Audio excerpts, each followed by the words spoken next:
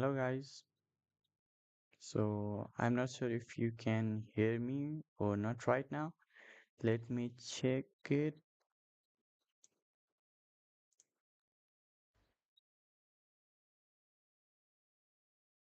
Okay, now so there is some kind of latency in the process, but uh, I'm hoping that it is working just fine.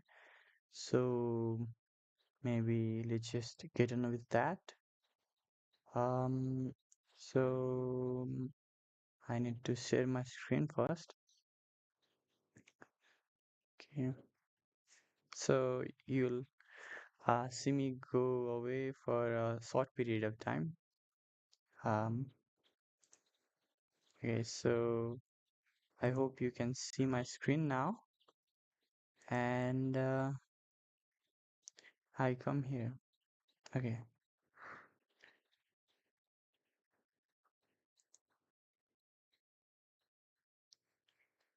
now,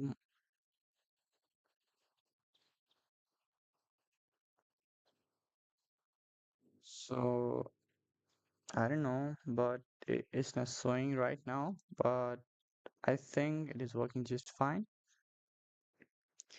Um, okay, so the last time, uh, okay, maybe just we need to wait for maybe 2 minutes.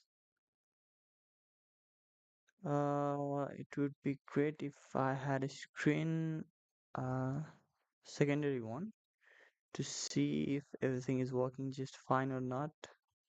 Um, I think I can just use my mobile device.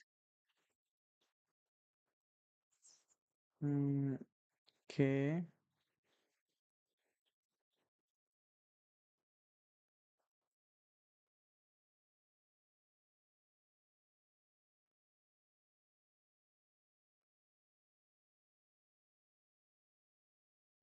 I can't really see it right now.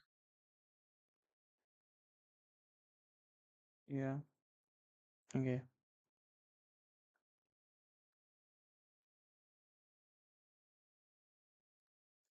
So it's fine.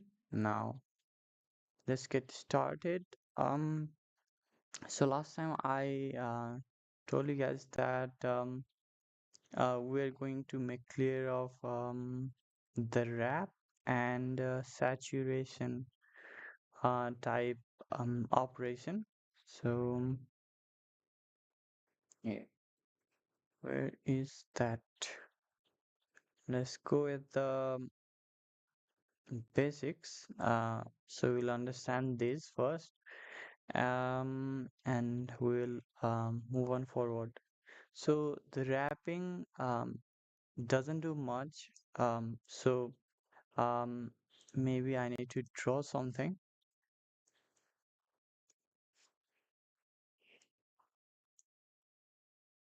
Mm, okay.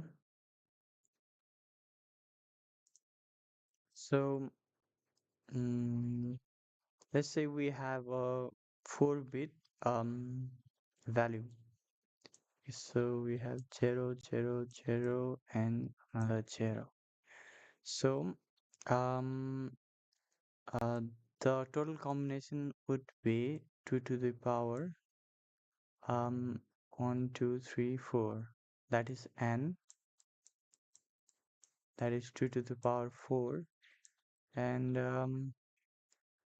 what is 2 to the power 4? 16. So total combination would be 16. Now, let's say 16, but the thing is, 16 is the total combination, and that counts the initial combination too. So that means we can go from 0 to 15. That is the maximum value we can reach. So let's say, and we are not counting here the two's complement or anything, and because I am just trying to give you the example that would help you understand it. Okay, so now let's say you need a value that is greater than 15, or you're trying to do some kind of operation and you did something like 15 plus 1, and the value should be 16, but there is no capacity in 4-bit to store 16. So wrapping just does just resets like okay. So if you guys, I'm sorry, but I can see in my secondary screen that some part of what I was drawing was covered. So I would try not to do that. Let's draw something up here. Okay, so there is 2 to the power 4, 16 total combination. We have done like something 15 plus 1, but the total capacity is 15 because 0 is also a part of it, and that makes the total 16. So we do 15 plus 1. Now wrapping just goes like so 0, 1 all the way to 15. So if we try to add something up here like 1, then it goes back to 0, like wrapping it around. Um, so that is wrapping, but saturating is a little different from this. So let's say we have 0 to 1 and so on to 15.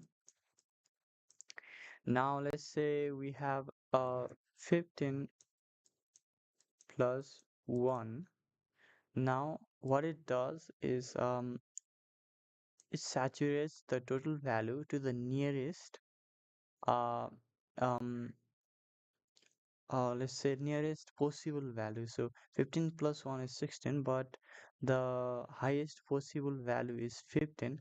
So the final value would also be 15. So let's take another example maybe. For saturating, so let's say we do something like 0 minus 1. Now, now it's supposed in wrapping, maybe it's supposed to go up here, or it will go up here. There is no maybe, but so let's say if you are doing that in saturate, so it will just since the operation is decreasing, not increasing, so the um so the value nearest to the order would be 0, so the total value would still be 0. So yeah, that is saturating and wrapping.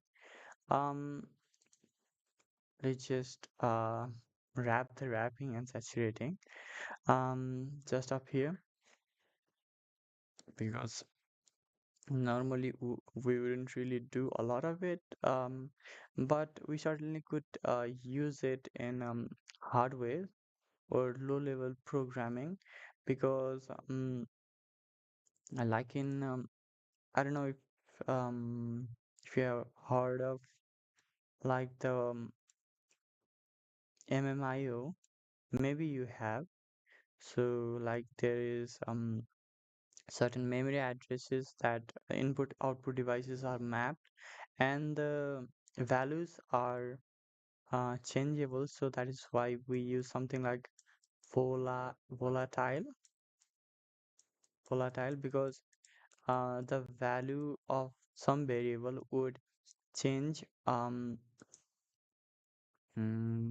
Okay, so the value would change, um and that is independent of the flow of code.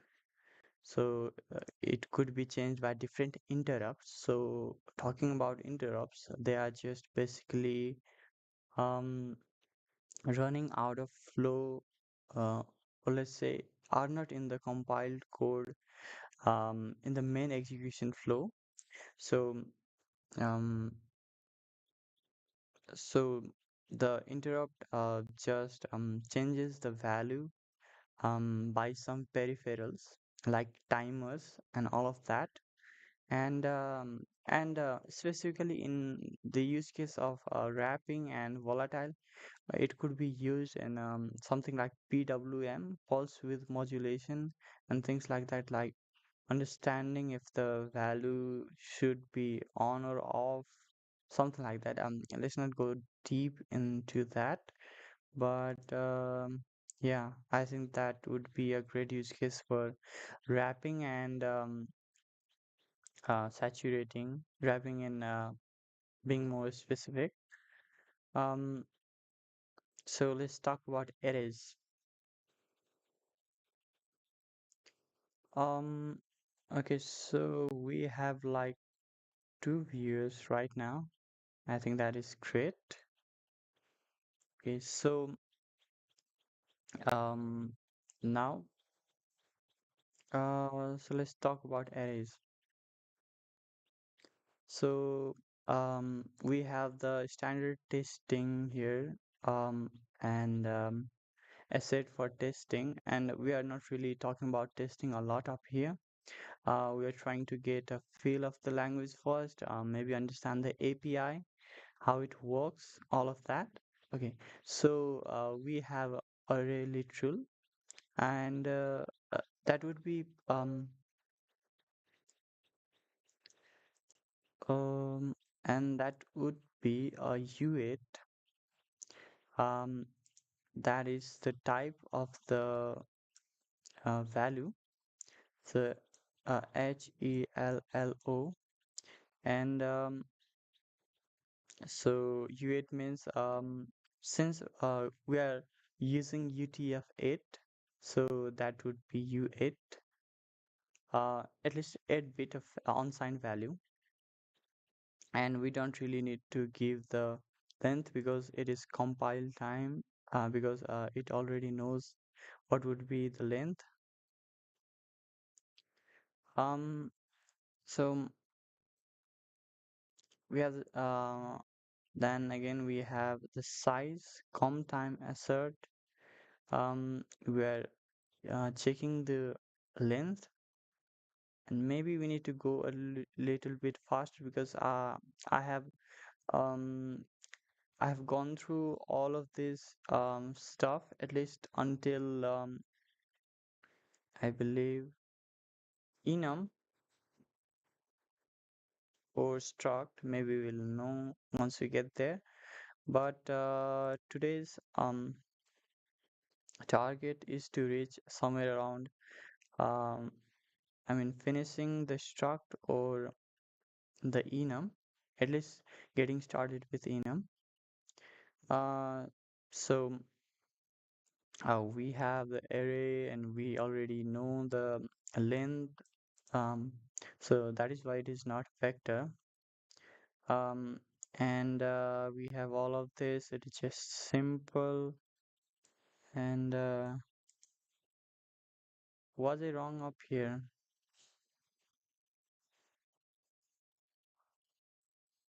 Okay, maybe I was wrong up here, saying that U8 is using UTF-8. So I think it is the total range of the array U8. I'm sorry about that.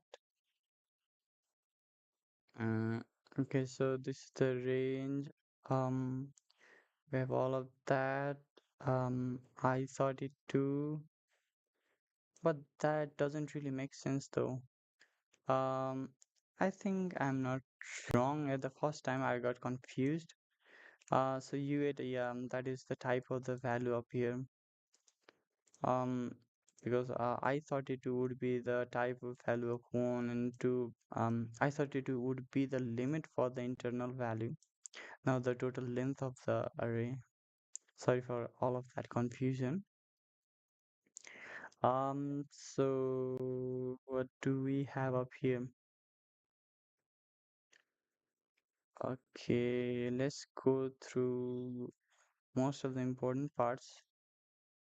Um, okay. So this will be the struct that we'll be discussing later. But in a way, so this is X and the type is I32, Y is I32, and we can just use um some dot operator to just get the value in it. So yeah, like what this is using up here. Um,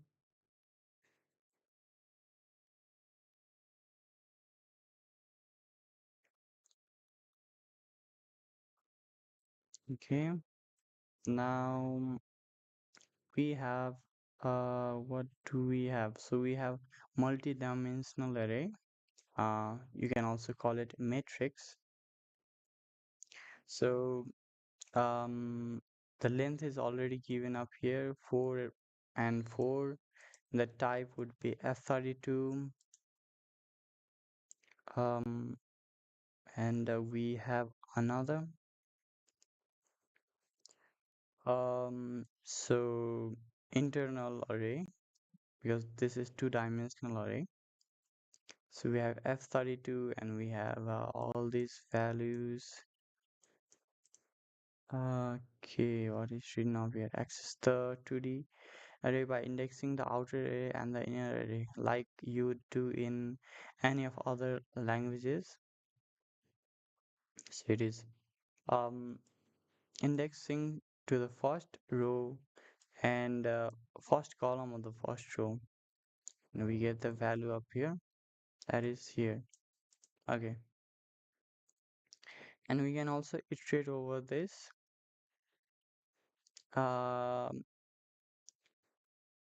so it is using nested array.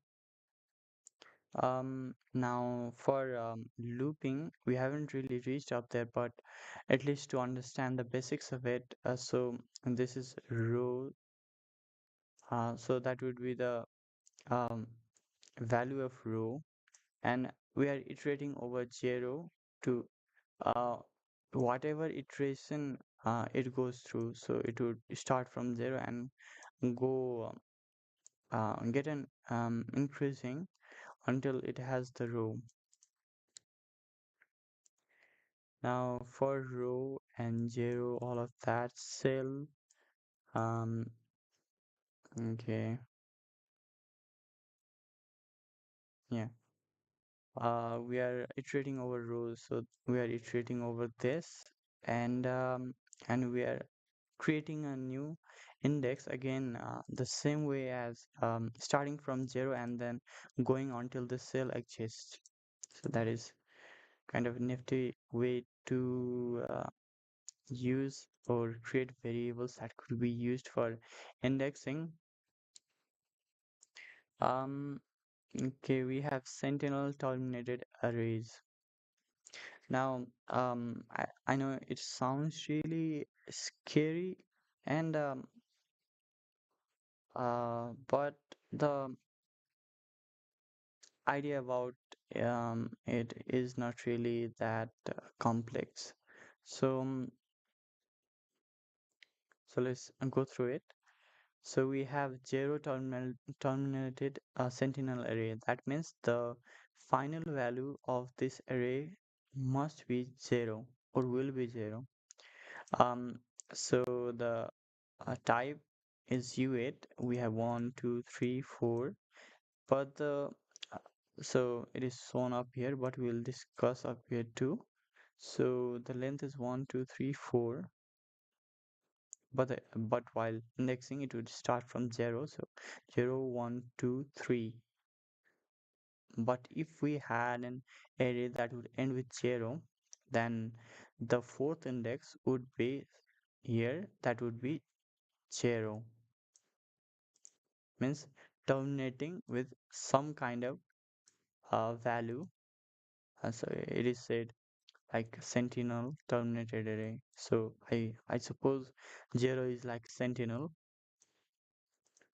Yeah, okay. So try expect array the length equals to 4, and then we are again testing array index 4 is equals to 0.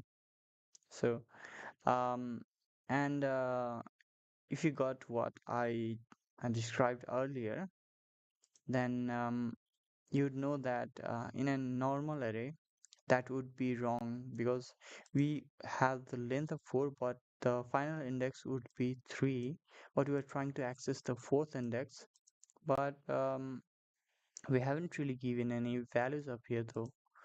So because we have used a sentinel terminated array with 0 as our sentinel, then the fourth index we don't really have to explicitly put into the array. That would be 0 0.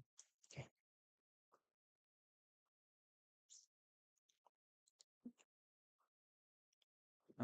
The basic idea is that, and you can just go through it, maybe understand more deeply or anything you want. Now, for the vectors,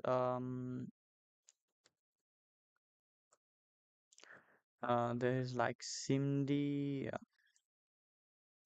um, things that you would be great if you understand it, and I didn't really had clear idea about how it worked. So I had to watch some of the lectures. Um, and if I remember, then I would just put the link into the description and maybe you could just go through it. Maybe it's not up right now, but there isn't really uh, any people watching because the another device is just me looking if everything is working just fine or not. Uh, but anyways, I will put in the links to the SIMD and maybe systolic array um, processing. And so those are just parallel processing architecture types. So you can just go through it and giving a very basic introduction to those. And I'm no expert on in those areas. So the systolic arrays are basically used in TPU, the tensor processing units, and SIMD architecture is basically implemented in GPUs. So, and certainly there are like crossovers, hybrid systems.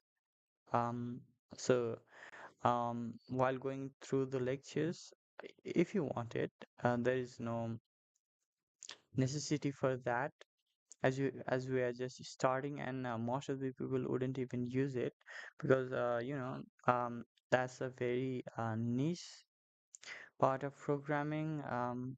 So if you want it you can do that. Anyways, let's go to the vectors now. So basically if I have to understand vectors then on then I just assign it to like on an array with length that could be changed in runtime or a dynamic array, and that would be a little bit clear or simple in user words maybe. um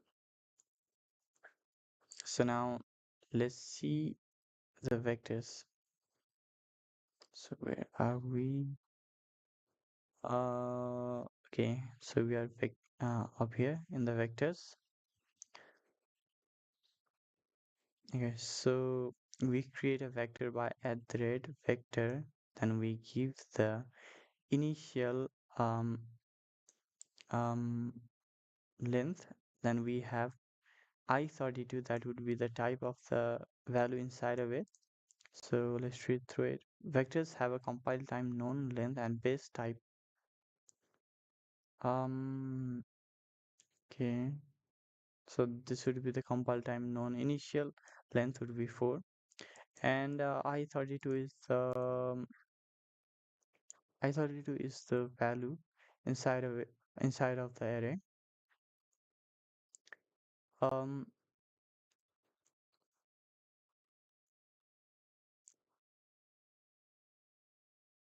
so we are just testing it through all of the through all of the values. So that's just a simple operation, and that is same in all of the other languages. So there isn't really any confusion up there. Um, so what do we have up here? Conversion between vectors, arrays, and slices. So array one, that would be an array of length 4 and type f32 or the internal value. So we have like uh, we can just put it up here because we already know that the value would be 4 and the type is f32. We have all of the values that of type f32. Now converting to a vector, we use at the rate vector.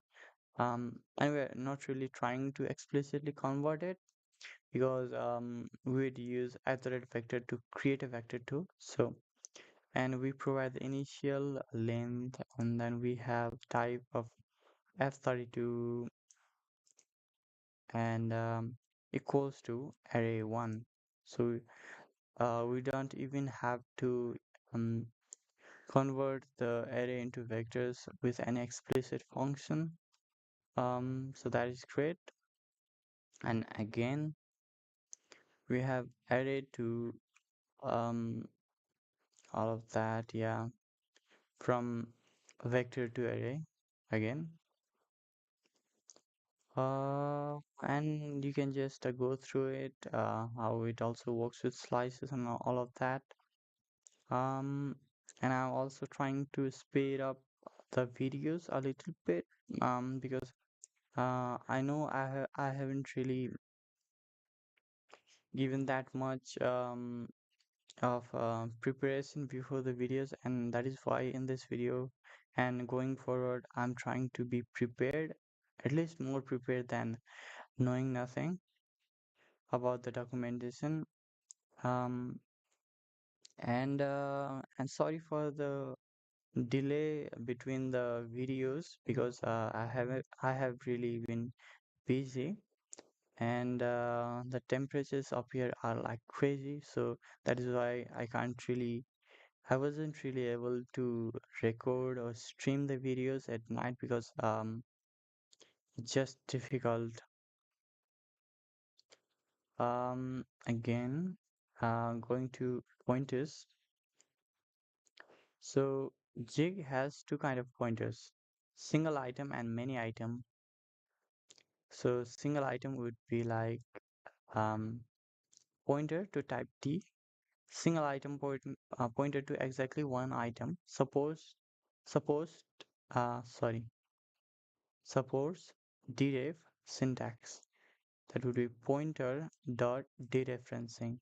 And I'm sorry, the mouse, I'm just clicking it. Okay. Um, so this would be dereferencing, and it can sometimes be confusing. Yeah, if you haven't really used this pointer thing a lot, because um we are using the star sign up here to point, but we are also using the same sign to dereference the value from the pointer. So um, it could be a little bit confusing, but as you keep on going using all of these values, it gets a little easier. And we have the pointer with an array. So that means that we have multiple pointers, and the type would be t. So this is many item pointer to unknown number of items. Supports index syntax.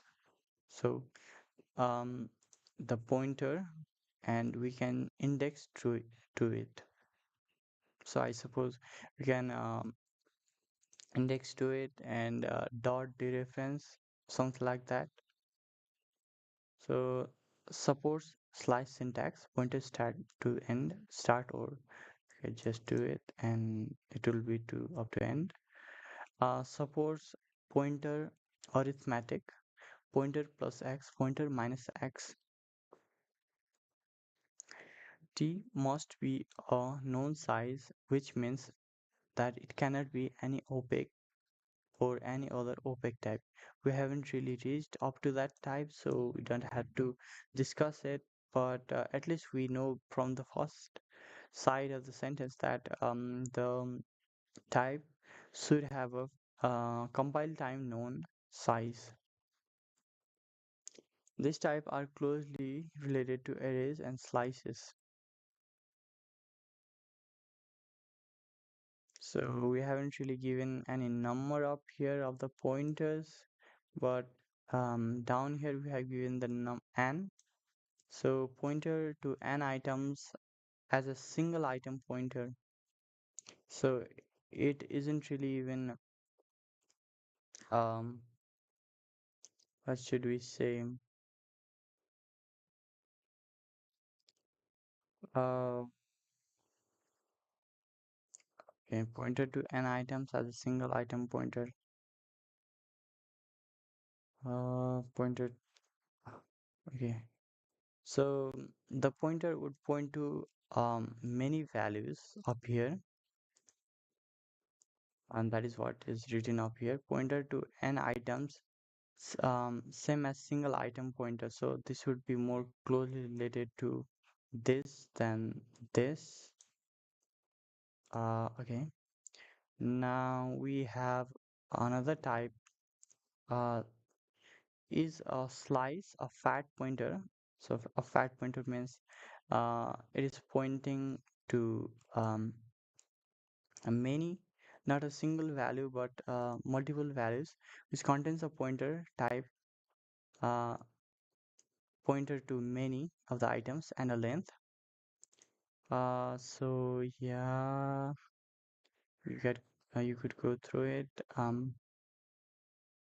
Mm, mm, okay. So let's go through the examples of pointers. So can we go up to struct end for today? I don't know.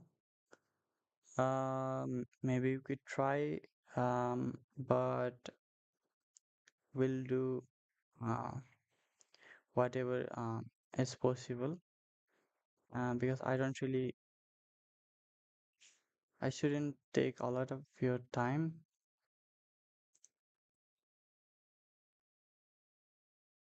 Um,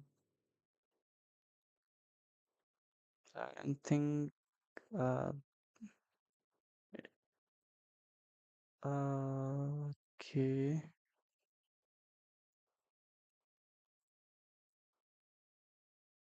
Mm, mm, mm. Okay, yeah, that is fine.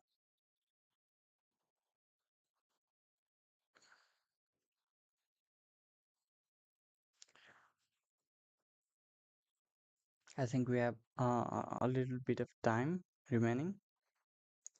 Um, so maybe we could just go through the pointers for today, and we'll go um to struct in another part to keep the context a little smaller. So we have x of type i32, that is i32 value, and if we want the pointer to the i32 value uh, stored in variable x, then we could just use this ampersand sign in front of the variable, and we have talked about this in the very first video, very first stream.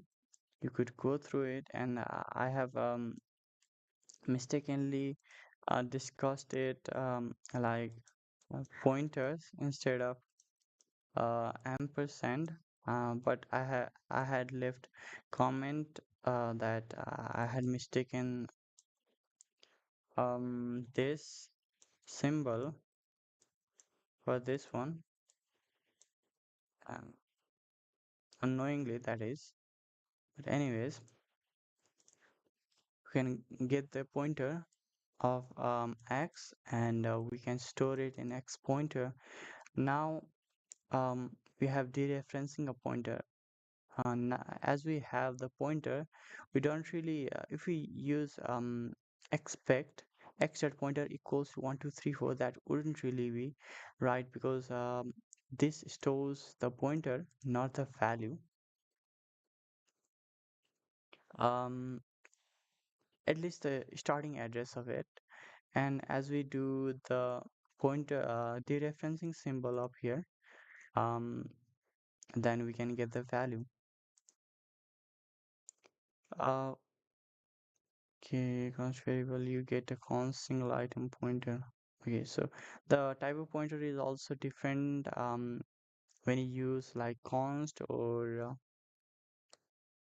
it is a changeable variable. Is that a lit? I think it is. Oh, okay, sorry, that is a var and const. Um, Now, so the type of x pointer would be a pointer to constant I32. Um, what is given up here? If you want to mutate the value, you need an address of a mutable variable. So we have a var y equals to something like this, pointer try expect, and we get that this is not a constant pointer to I32. Now we can just dereference it and directly add a value to it. We can do that with non-const pointer, but in const pointer we can't really change the values. And maybe in um, compile time known values, we can just use this, because that would be um, more performant, or at least consumes less memory, and don't really have to check if the value um, just can be stored in the I32 limit or something like that. It doesn't really need any of that extra um, runtime processing. Okay. Pointer array access. We have this value. We have all this value in the pointer, and we create an array pointer type of pointer that would be pointer to U8. Okay, sorry. This is a um and this is indexing to 0 1 2, so that would be 3. And if we check for it, we can see these things.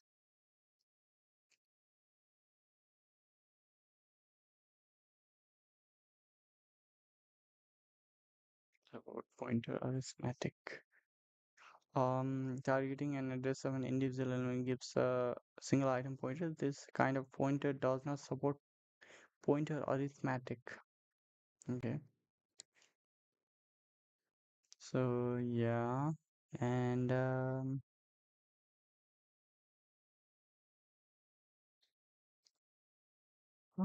it is just too hot in here. I don't know if we can even uh go to slices, because it is just too hot in here. I can't really wear the headphone like an hour at a time. Um, that is a little discomforting. Mm, Anyways, um, so Jig supports pointer arithmetic. It's better to assign the pointer to multiple array pointers of type t and increment the variable For example, directly incrementing the pointer from a slice will corrupt it. So what is this talking about? We'll see up here in the example. Pointer arithmetic with many item pointer. So we have this when we create many item pointer of i32 type, and we even array we have 0 goes to 1, and we increase the value um, by 1. We can check it, and the value changed. Slicing a many item pointer without an end is equivalent to pointer arithmetic. Pointer start to the end. Also pointer plus start. Okay.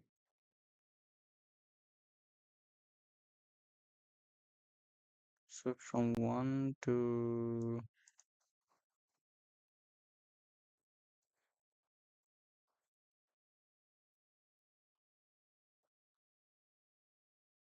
pointer 1 to end, we are just using pointer plus end. So I think this is just getting the pointer. So it would be like from one index um, to an increasing order. So pointer would be the initial address, but if we add plus one, that means that um, where is the pointer value?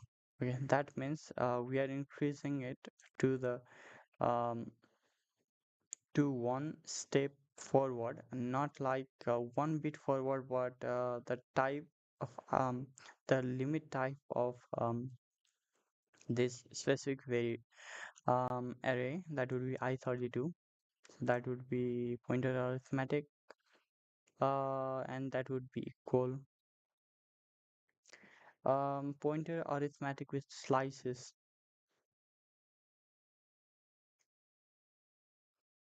Um, so what do we have up here? Variable of i32 type usage equals to 0, length, okay, it is taking the reference up here. We have array and a length to array length, array dot length. So from 0 to all the way up to the last one, we have slice 0 equals to 1, slice dot length is 4. That is straightforward. If we do slice dot pointer plus equals to 1, now the slice is in a bad state since length has not been updated. Okay. So what is this doing is if we do slice 0, then we know the slice 0, we have increased the pointer up here, so this has shifted to this one. So a slice 0 would be the second value, but for now it would be the first value after we incremented the pointer by 1. And when you do slice dot length, it is still showing 4, but if we count from 2, 2, 3, 4, the length would be 3. So the slice has been corrupted, so maybe we shouldn't use it some like this. Mm, and we can have like s- sentinel terminated pointers. Maybe we'll check onto that later. Anyways, we generally prefer slices rather than sentinel terminated pointers. You can turn an array or pointer into a slice using slice syntax. Slices have bounds checking and are therefore protected against the kind of undefined behavior. This is one reason we prefer slices to pointers. So we have array, this initial hue size, we have start, so we start from 2 index, I suppose, 0, 1 to from 3, and we have const slice array start to fourth. And when we do the len, so if we start from 2, so 0 1 2 3, and I think this would be exclusive, so the values would be, or is it opposite to that, start to 4, mm, as it is shown up here. Array 3, okay. So anyways, it's slicing through it, and I think it would be something from 0 1 2 and 4. I think that the last element would be um, excluded, but we will see. And try expect slice or length would be 2, that is clear. Try expect array 3, that would be array this. Array 3 equals to 4, so 0 1 2 3 4. Okay, sorry. Array 3, 0 1 2 3, and that is 4. Yeah. And we increase the slice. What is this? Slice one, so it would be something like we are 0 1 2 3 and 4. So this would be something like 3 and 4. And 3 and 4. So if we do slice 1, then we would go to 4, and we increase the value by 1. Now if we do that, so that means we have gone we have changed this value to 5. So if you go to array 3, so 0 1 2 3, the value has been changed to 5. And yeah, what is written up here? Var to, yeah, suppress var is never mutated at all. Yeah, so um, as we have discussed up here, it works like that. It just gets the pointer. So slice just gets the pointer to the original array. It doesn't really have to explicitly create a new a block of memories um, into the heap, or even stack for creating new variables with the same values. It can just reference to the original block. Okay, so pointers work at compile time too, as long as the code does not depend on an undefined memory layout. So you can also create compile time pointers.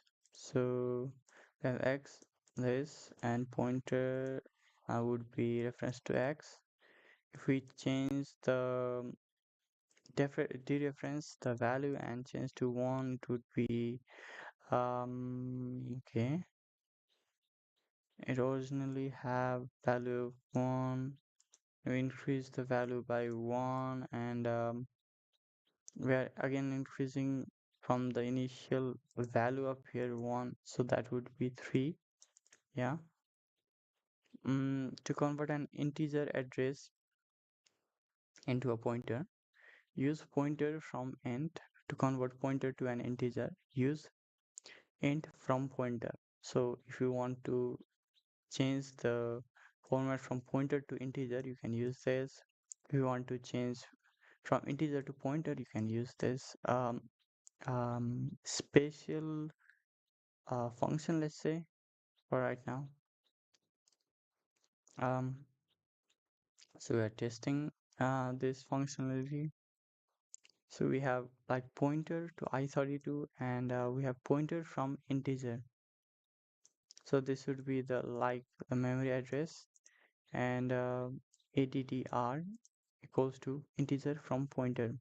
So we want pointer, sorry, integer from the given pointer. So we provide the pointer of here, and if you try to see the type of address, then it should be integer. So that is usize. We have address, and this is the address. Since we have changed the value to integer that originally was this, so it is comparing to this, and it passed. um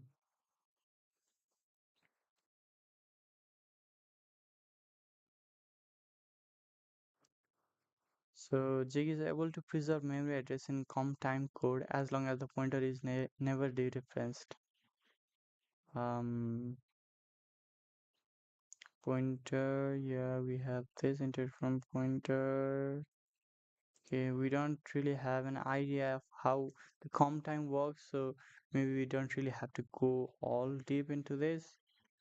But we will understand it because we already know how the pointer works, and once we get an understanding of comp time, maybe a little bit properly, then we can understand it, or we can just go back to the documentation and look for ourselves.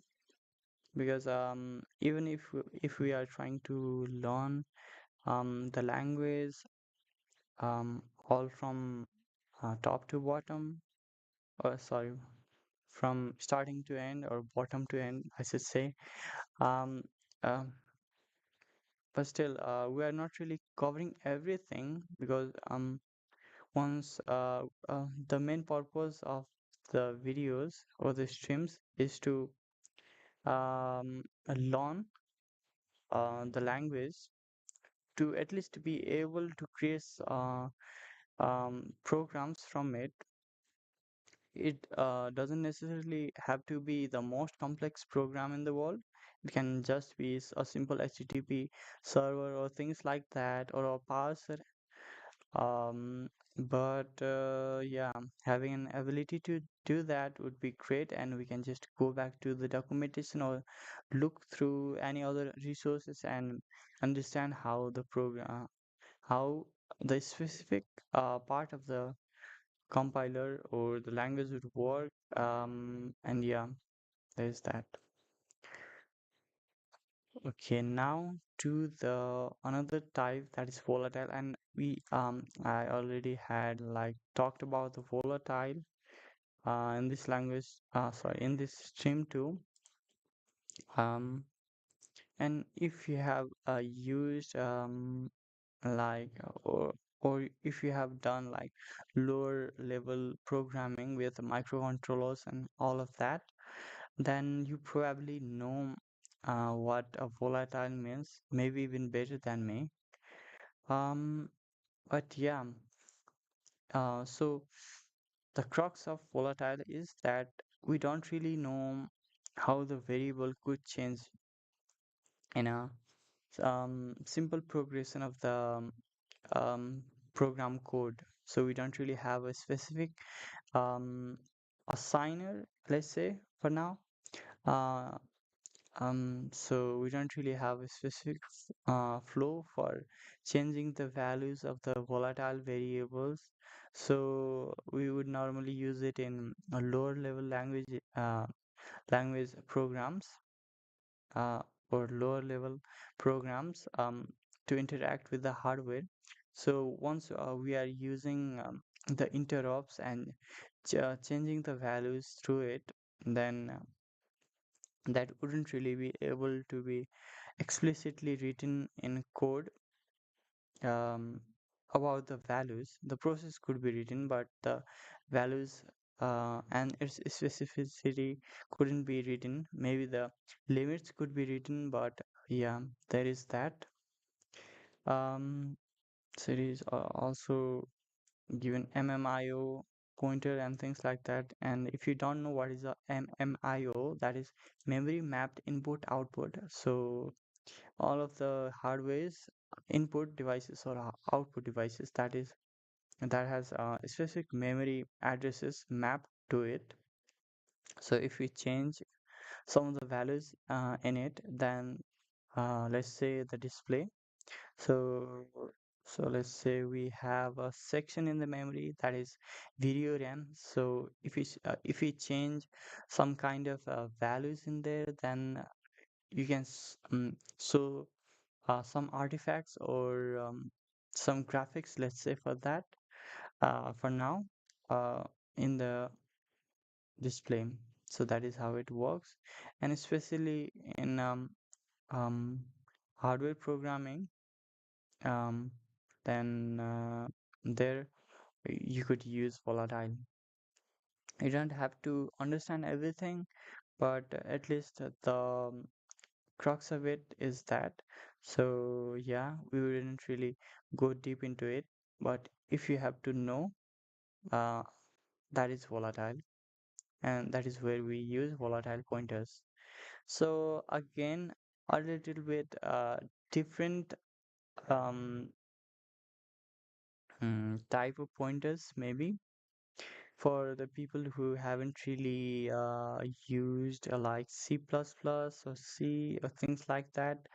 So, talking about alignment, and I also have to look through it, go through different resources to understand what really is alignment. So, alignment is if we provide an alignment, uh, is there anything up here given? Okay, so a specific type of values or variables have different alignment. So in a way, let's create something in the display up here. So let's say we have an memory map of starts from 0x 0 0 again, no, not really like this. No, it's just fine. 0 0 0 0, and we again have like 0 0 0 1, and goes something like this to 0 x f f f f. So we could just create something 0 0 0 2, things like that. Okay, so let's say if we have an alignment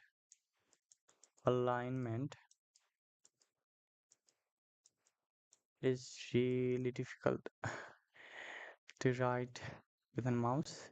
So let's say we have an alignment of 1, then that means uh, that the value with an alignment 1 can only be stored in the memory address, either the starting one or the memory address that is divisible by 1 or the divisible by alignment. So 0, we would store, let's say the alignment of 1, and the value is like I don't know, 2.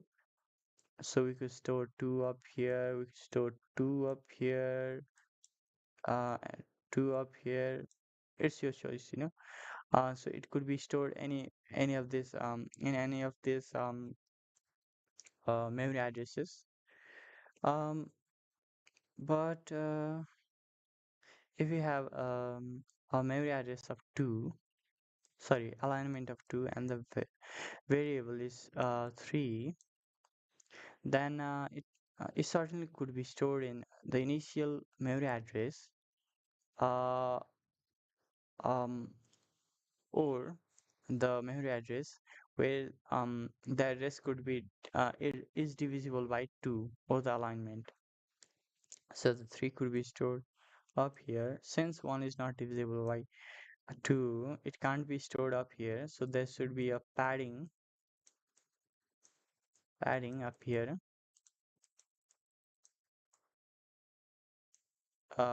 and so since 2 is divisible by 2, it could be stored up here.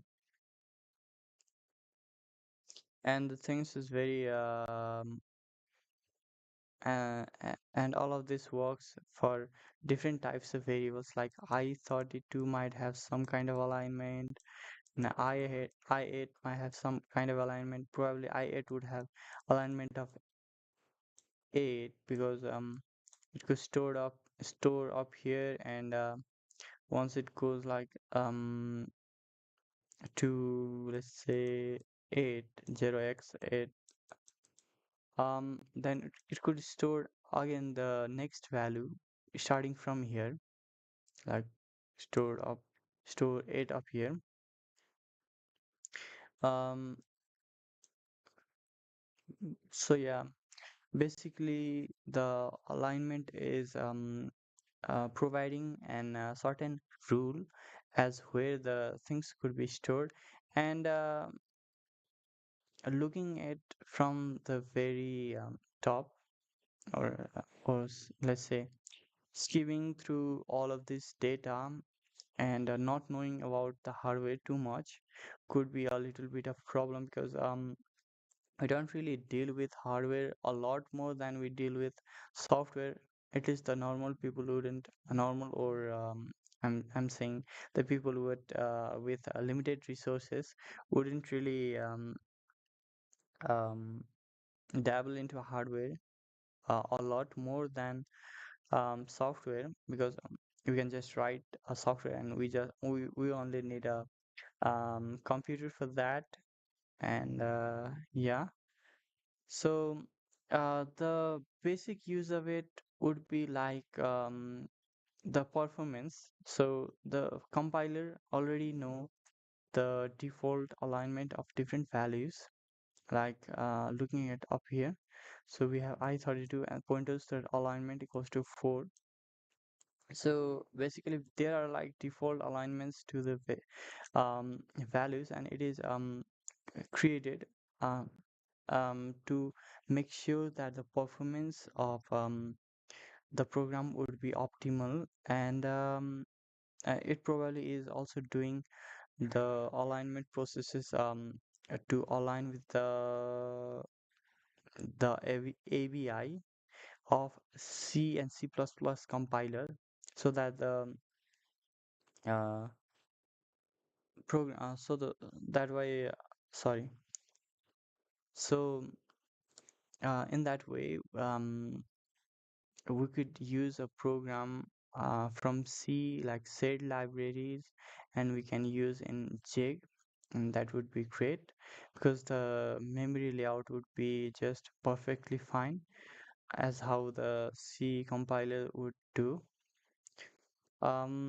Yeah, those are just basics of it. And the performance is the main reason why we have alignment, like cache lines. So if we are trying to get some kind of information from RAM, so there are like memories that are stored, memories or values that are stored in cache, and there are like different cache lines in the CPU. um, so if you are trying to get the data, then we have to get data from different cache lines. And I don't really know very um, deep into how it would work in the hardware level for now. But if the alignment is not matched, then there need to be multiple instruction ran to perform a single instruction, a single variable fetch. So let's say we have a value of 1 2 3 4.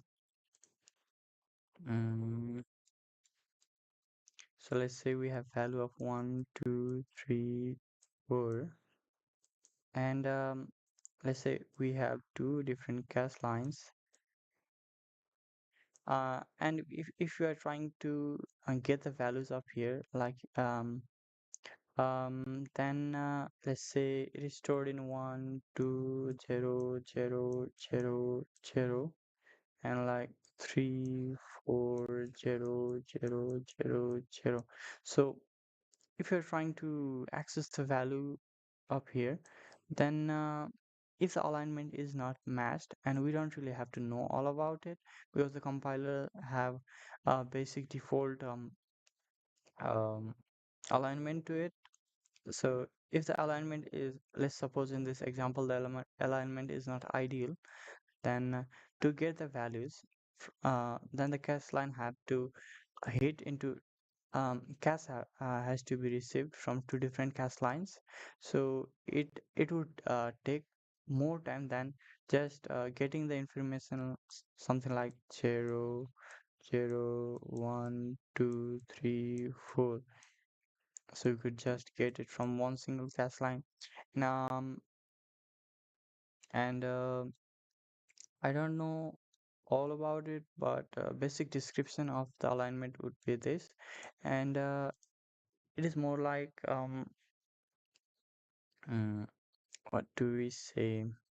It's like okay, sorry. Um, so if we draw like pros and cons of using alignment, and Jig also provides us with our custom of defining our custom alignment for the variables. So the pros and cons, the main would be like um for defining define custom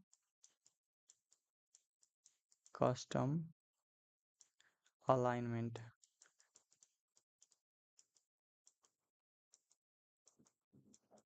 Defining custom alignment, the major pro would be um, efficient, uh, sorry, efficient memory uses, because the data could be stored uh, without minimum padding between the elements or blocks. And the cons would be performance.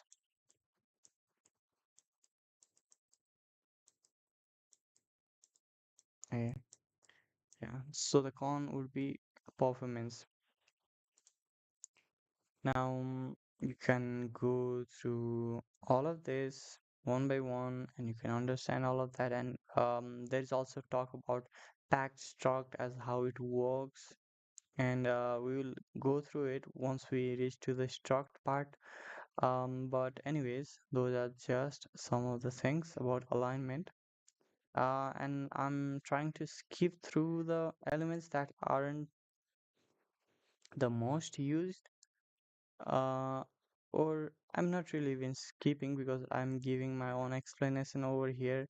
Um, um, and it is partially independent because I have already read about this, and I'm just giving the um, definition to it by my side of research and learning through the documentation. So there you have it about alignment.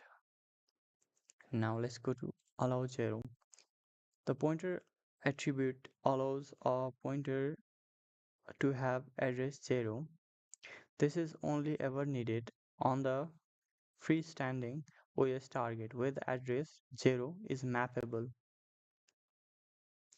If you want to represent null pointers, use optional pointers instead. Optional pointers with allow 0 are not same size as pointers. In this code example, if the pointer did not have the allow 0 attribute, this would be pointer cast invalid null panic. So again, in this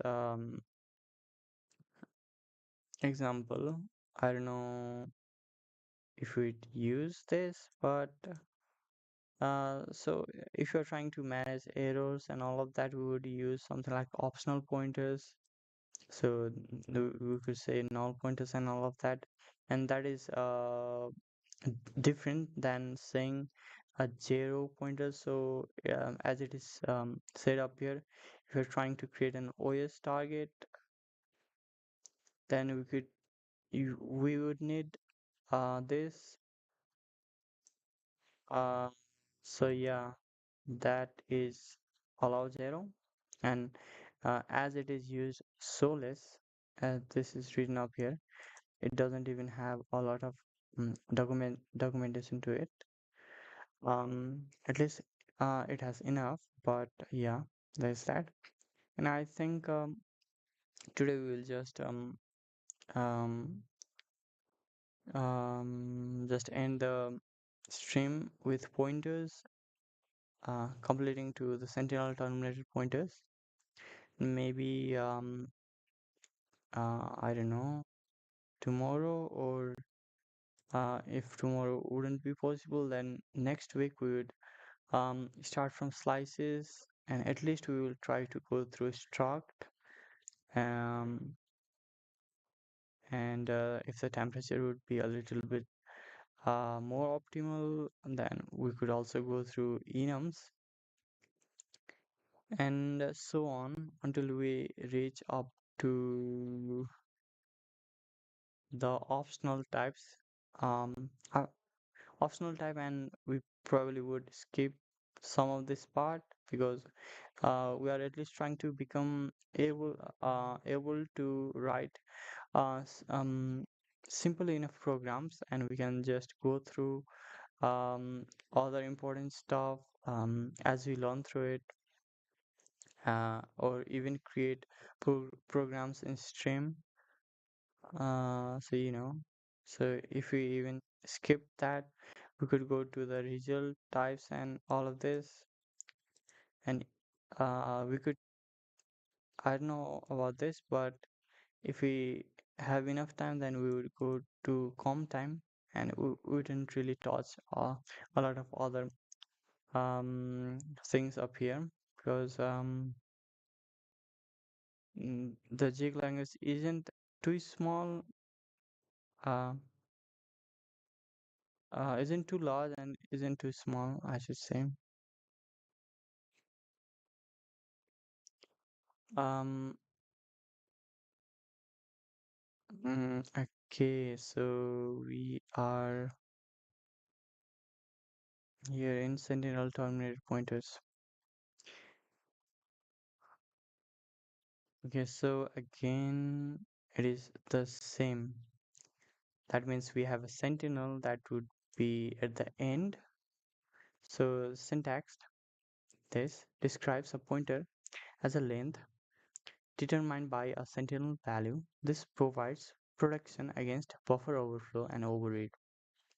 Okay, so if you are trying to use multiple value pointers, then we could use just use sentinel terminated pointers for multiple value pointers, uh, and we would know what would be the length, because the final value would always be ended by the sentinel value.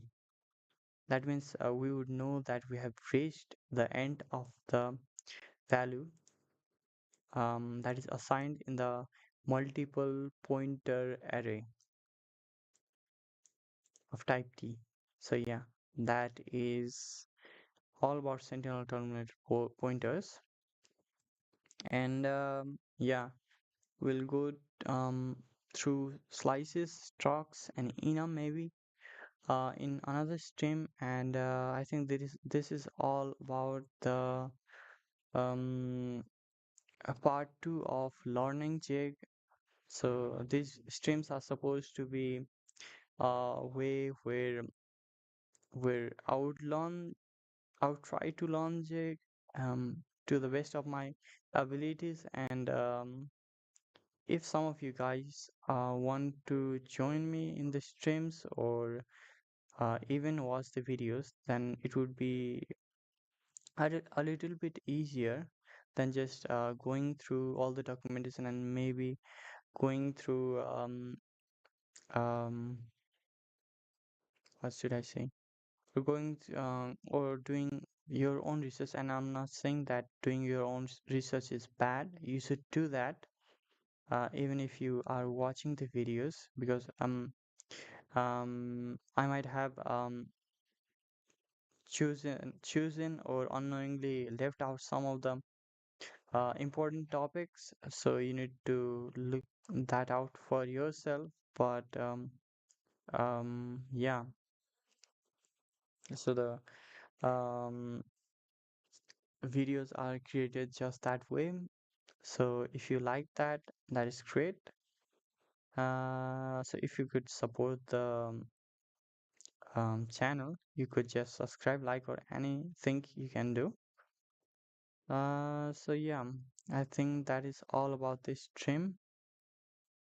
Okay, bye.